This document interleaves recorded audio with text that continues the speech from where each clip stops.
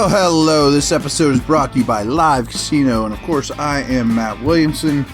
Folks, football season is here, and Live Casino is where FanDuel Sportsbook, America's #1 sports betting app, comes to life. Step up and place your bets at our self-service kiosk or with a sportsbook representative. Then cheer on your team and catch every heart-pounding moment of action on our huge 40-foot video wall. Bet, watch, and win at Live Casino Pittsburgh, Route 30 at the Westmoreland Mall. Gambling problem? Call 1-800-GAMBLER. Recording this early afternoon on Monday, the 26th, day after Christmas. Hope everyone had a fantastic holiday weekend. I did. I'm still kind of reeling, trying to figure out everything that happened across the league. But I sure have a good feeling of what happened with Steelers-Raiders, and really good win. I'm sure there's people out there like, oh, wins are bad. We need early picks. I think there's much more to watching Cam Heyward be the player and leader he was, and a young quarterback, and the environment, and still being playoff relevant after Christmas, then, boy, we're going to pick 3 picks earlier in the first round. So I think this is a really good foundational, organizational stepping stone in the right direction for bigger things. But I've dug up a lot of nuggets on my own around the internet, as well as watching the game a second time. And we're just going to buzz through all kinds of notes from the game. It's kind of funny, but I always bring this up. But it broke the streak. Steelers win without scoring first. How about that? I mentioned Heyward, though, but he's just set the tone. With all regards. I think starting with coming out with the number 32 flag, but his bull rush was dominant. Really a handful. His run stopping was amazing. His effort, his leadership, his assignment soundness. He ended up with 5 total pressures, 2 of which were sacks. And according to Pro Football Focus, he had a 23.3 pass rush win rate, which is very, very high. Frankly, I thought he was the best player on the field on either team, and I had some concerns about him earlier in the year. None now. That doesn't mean he'll keep this up for the next 10 years, but he also finished with 3 tackles in the run game and 2 run stops, which are at the line of scrimmage or below.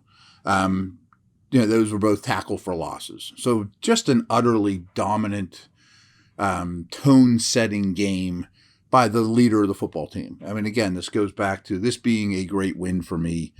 Guys like Watt and whomever looking at Cam and say, that's how it's done. That's how Cam was brought up with this team. Looking at some of the people that were here when he was young. That's how you turn into a leader, and you hand it down generation to generation. Started with guys like Franco. So, we'll see what happens tonight. I'll do all my turnover differential stuff and stats, after the Monday Nighter. But 3 more interceptions puts you right at the top of the league. And now, it'd be nice if they could recover a fumble. But if you told me, do you want your team to lead the league in interceptions and be at the bottom of the league in fumble recoveries or vice versa, I would definitely take the interceptions, because fumble recoveries are much more random. And some interceptions, they just throw to you and you catch it and, thanks. But creating interceptions is much harder to do, and this team's great at it. They're remarkably unlucky and or terrible at recovering fumbles, but massive discrepancy there. I'm curious. I'm going to look at this probably tomorrow. Is there any team that has this many more interceptions than fumbles? Probably not. Really thought the defensive game plan and execution was exceptional too. I thought watching it the first time they were doubling Devontae Adams basically every snap. They did a lot, but always basically on third down, big down and distance situations. And Pierre got that duty a lot. I don't think we should sleep on Pierre. He's been very good when called upon. Maybe he's not a starter, but maybe he is as an outside corner. And KZ had the over-the-top stuff with that. Pierre would get in his face, KZ over the top.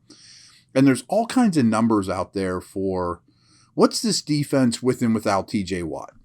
Phenomenal. They're night and day. We know these things. I've told them to you many times.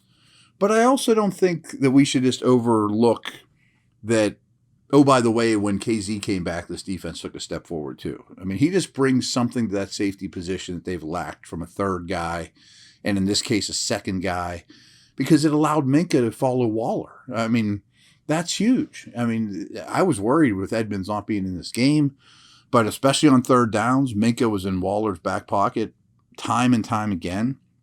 And they, of course, they did a phenomenal job of taking away Jacobs. But I thought Waller would have played more than he did. He only played 21 of a possible 59 snaps, and Renfrow only played 25. That's kind of like how they were used last week. I thought the Raiders would ramp those guys up to a 2/3, 3/4, participation as opposed to, under 50%. I guess they're not quite 100%. Waller still made a great play. But all in all, they took away their stars, which is hard to do in this league, and they have not done that against opposing wide receivers very well this year. So, speaking of that, Steelers only gave up 2 plays of 15 or more yards. There was one called back that was a long Josh Jacobs run, but I don't know if that run happens if the penalty doesn't occur. I mean, it was a face mask right on, it was Highsmith, I guess, on the off the left side. And that's where the play went. So it's not like, well, that one doesn't count. So this is crazy to me. So the Raiders had 6 series. They got the ball 6 times in the second half. They only ran 22 plays in the second half. I mean, talk about shutdown defense. That basically averages a 3 and out in the second half. 22 divided by 6. You know what I mean? So that is remarkable to me. I wanted to mention Norwood. I'm sure I'll hear today, at some point, what the rest of his season entails. But he got embarrassed in space. He got injured. I have a hunch that he will probably be out the rest of the year, but I don't know that. Just watching it watching it live. I really liked him coming into the year, and I'm not saying he's a nobody, but I thought he'd step up more than he has in his second year. Was kind of invisible, but they also have a pretty deep secondary, and it's not an easy spot to get a role. So I do think that's noteworthy. I forget where I stole this from, but I cut and pasted it from somewhere on the internet. But I'll just read it verbatim. The Steelers' offensive line did an excellent job slowing Max Crosby and company Saturday evening, as it yielded only 6 pressures while avoiding any sacks across 38 pass blocking snaps. So they asked their pass blockers blocked 38 times. 6 pressures, no sacks.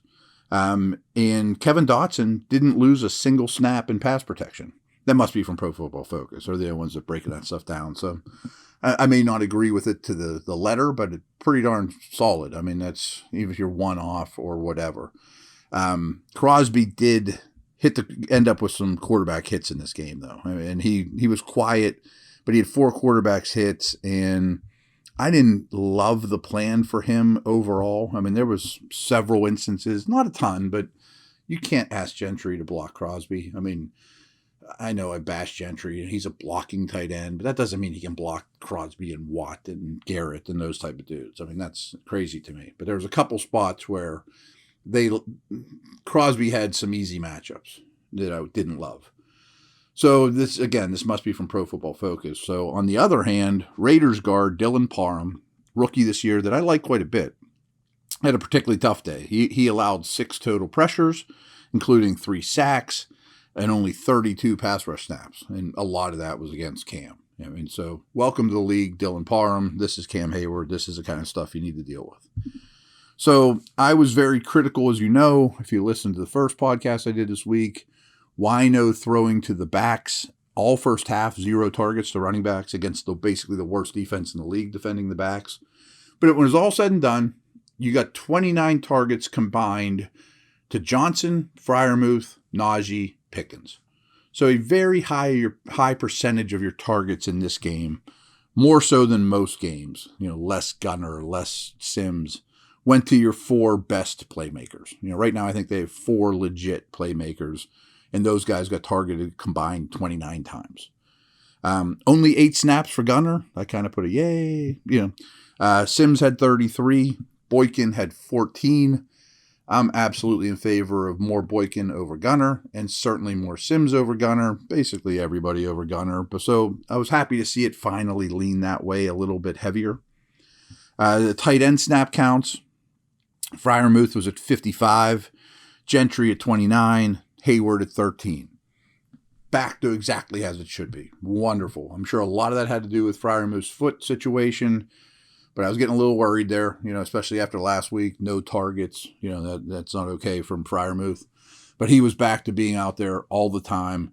He should always greatly outsnap Gentry. Heyward getting 13, I'm cool with too. So not a problem there. Defensive snap counts, but then we'll take a little break here. There were 63 total snaps. Spillane played every play again. Bush played 21. Jack played 16. I know I don't want Spillane out there every snap. Why has Bush been cut down so much? Why is Jack hardly even playing? Can you bring any of these guys back next year?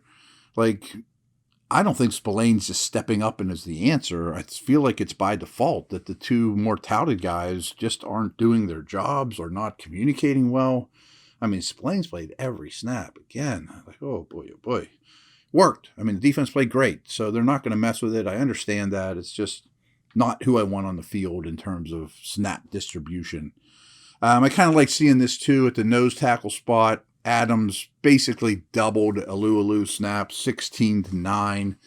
It's clear he's the better player. And I think that everyone recognizes that. And Tyson, you've been a great Steeler, but that ship has sailed basically. So we got those nuggets and we got many more. So I'll be back in a moment after a little sip here and we'll dig in.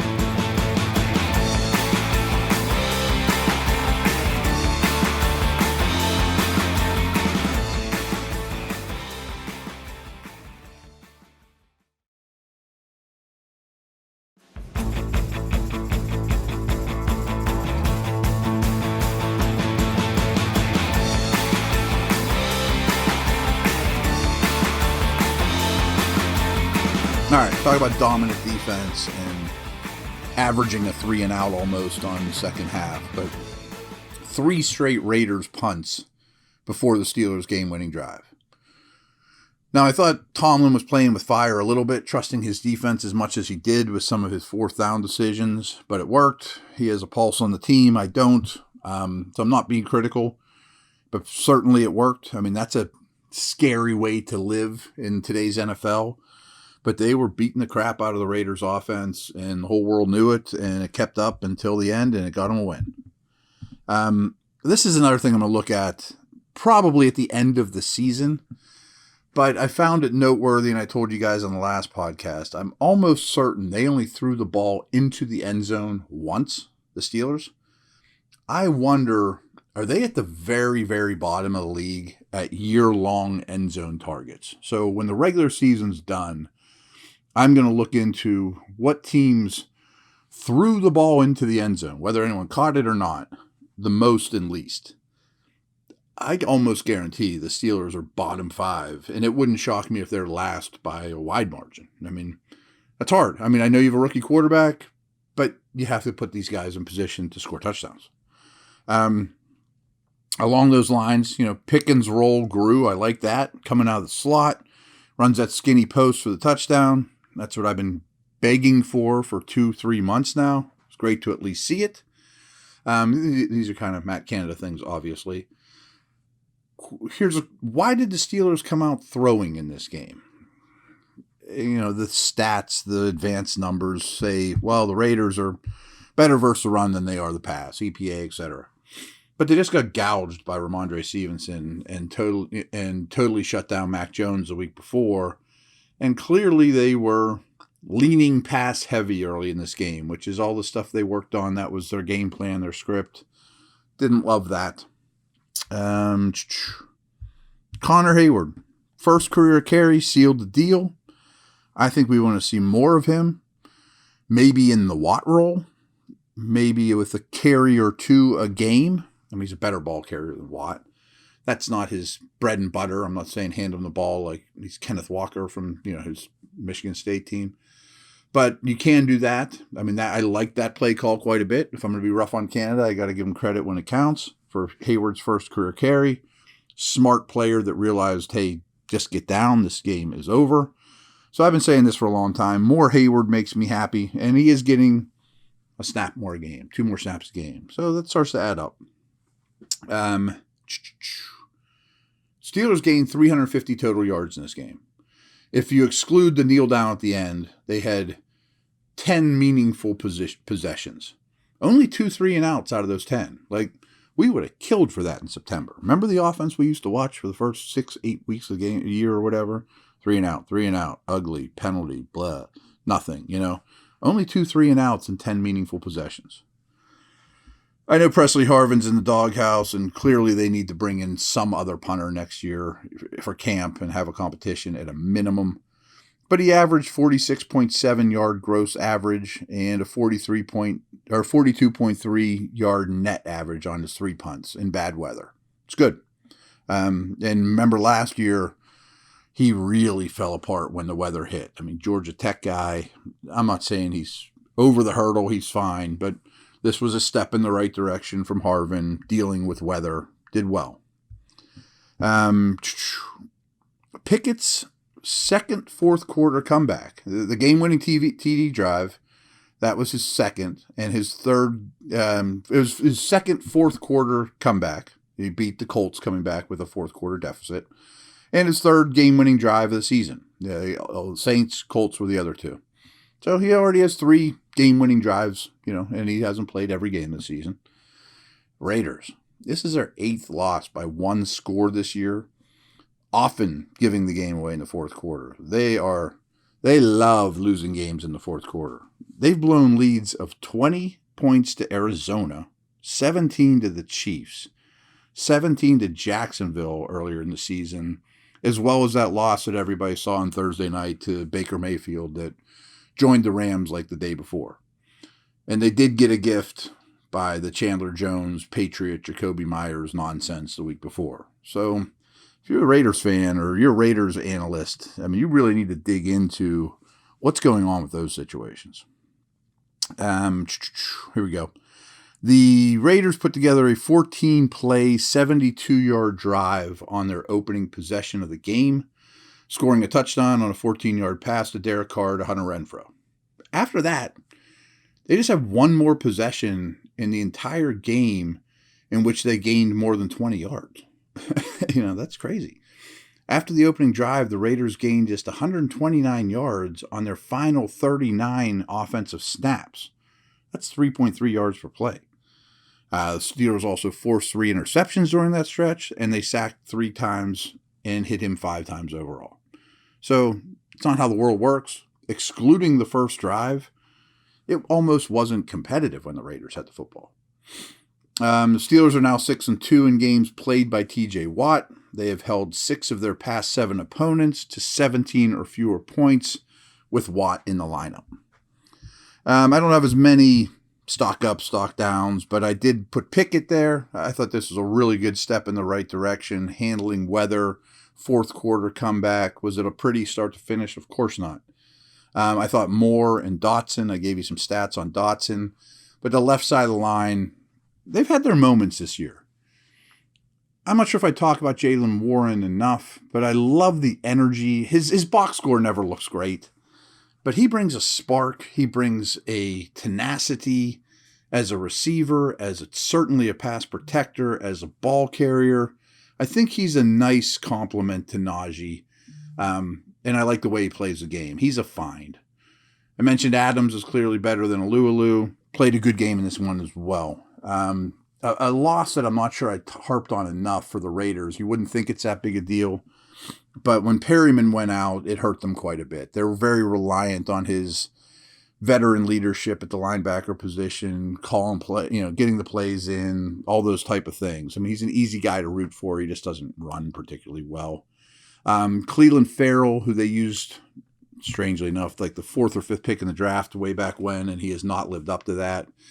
Got a lot of run in this game, 47 snaps, and I thought he played great. So, I mean, it didn't even notice when Chandler Jones was out. I think he's set to become a free agent, so Farrell's interesting. He's just never going to be a top 5 type of pick. And I thought both Raiders tackles, particularly Colton Miller, who's their best lineman, had pretty darn good games in this as well. Mentioned Dylan Parham, though, the guard, brutal rookie welcome to the NFL moment. He's a stock down. And I'm sure I could come up with others, but I'm picking on this guy, but there's sometimes I get guys like Spillane and Gunner, and Gentry's leaning that way for me. Like, when I watch him run block, it's a little overrated. Like, people make it out that he's this killer in the run game. He's okay. I mean, they ask him to do some tough assignments, one-on-one on Crosby, which is crazy. I think his run blocking is a little overrated. It is just a little worse than given credit for. Like, I don't look at him and say, boy, he's one of the top run blocking, tight ends in the league. Last nugget, as it stands right now, day after Christmas, no Monday Nighter. Not that I think Monday Nighter is going to matter. Steelers are picking 16th in the first round if the season were to end right now. And the Bears are standing alone with the second overall pick. Although Houston, who owns number 1, won this week. And they could win 1 or 2 more. So it wouldn't be insane for the Steelers to end up with the first overall pick in the second round. But I think it's pretty safe to say that they will end up with the second, which is the 33rd pick this year, which is a phenomenal payoff for Chase Claypool, who's barely doing anything with the Bears. So there you have it. That's the end of Raiders. We will dig into upcoming opponent, whatever else. I need to get an article written this week, too. I'm up for angles there. I'm starting to lean towards, I don't want to do negative articles after the Steelers are playing well and so positive, but this inside linebacker situation to me is getting kind of dire, even though the defense is playing really, really well. So I might dig into that. I'd like to see them spend some money in free agency on the linebacker, and I don't know if Jack should be in the equation or what to think of him. So I need to think more about that, but that's something that's been bouncing around in my cranium lately. So over and out. Talk to you guys later.